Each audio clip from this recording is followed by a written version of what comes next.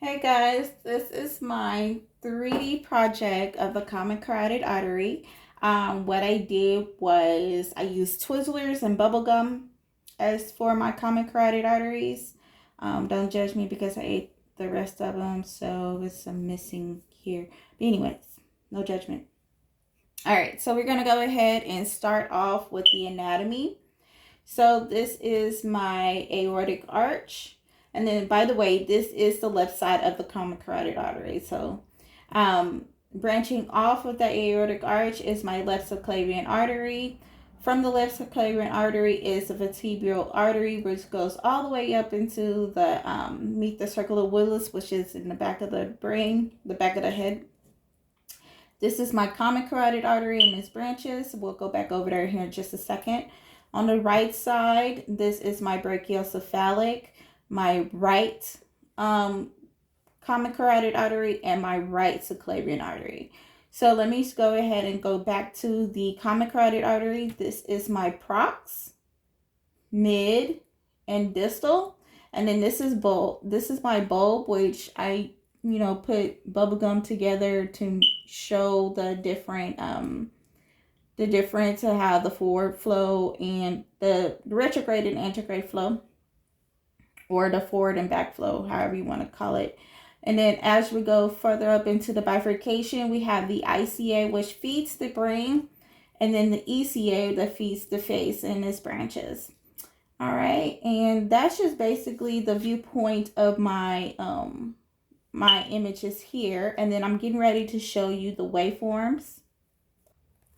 So what we have here is the left common carotid artery. This is the proximal, which is low resistance. It has a sharp systolic increase. This is my mid common carotid artery. It's still low resistant. This is my distal common carotid artery. And how you know you're at the distal, you can start to see the bulb coming in. And then as I mentioned here, this is the bulb. You can see this is the distal common carotid artery, and then this is the bulb here. And then as we go into the bifurcation, this will be the proximal of the internal common carotid artery. And this is what it will look like on the spectral waveform. So it is still low resistance. It has a sharp systolic increase, but also too it has a continuous diastolic flow, which you see here. This will be the mid of the internal common carotid artery, and it's still low resistant.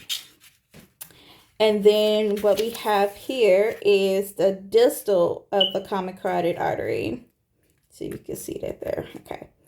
And it's still showing low resistance.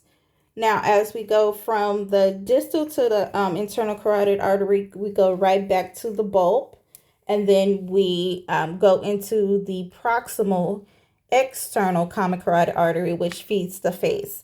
And the difference in here is it has a high resistance,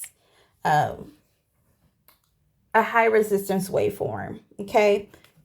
And so as we go from the ECA, we go all the way back to the prox area, and then we run into the vertebral, which is still low resistance, but you really can't see it too well here, but it hits right in between the vertebrae. And so you can get it prox or mid. That's how you'll be able to find the vertebral artery. So this is my project. Thank you for watching. Ciao.